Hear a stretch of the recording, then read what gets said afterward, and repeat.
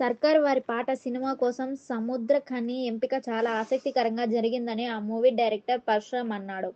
మహేష్ బాబుతో ఒక ప్రతిష్టాత్మక నిర్మాణ సంస్థతో సినిమా చేస్తుంటే అతడికి యాంటీగా ఓ కీలక రోల్ కోసం నటుడిని ఎంపిక చేయాలంటే అనేక సవాళ్లను ఎదుర్కోవాల్సి వస్తుంది. చాలా మంది స్టార్ నటుల పేర్లను పరిశీలించాం కానీ ఎవరూ కూడా నటించేందుకు సిద్ధంగా లేరు.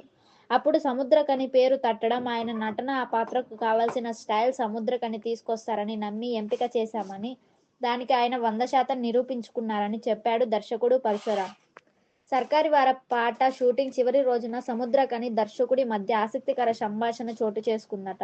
ఈ సినిమా చేసినందుకు చాలా థ్యాంక్స్ అండి. మీరు సినిమాలో చాలా ఎక్కువగా కళ్లజోళ్లు వాడారు.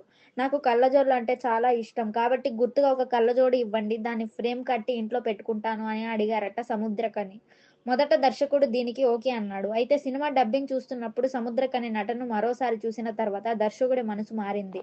ఆయన అద్భుతమైన నటనకు ఒక కళ్లజోడు సరిపోదని, ఎక్కడికైనా తీసుకెళ్లి ఒక కళ్లజోడు కొట్టే ఇవ్వాలి అనిపించిందని దర్శకుడు మహేష్ బాబు చెప్పారట.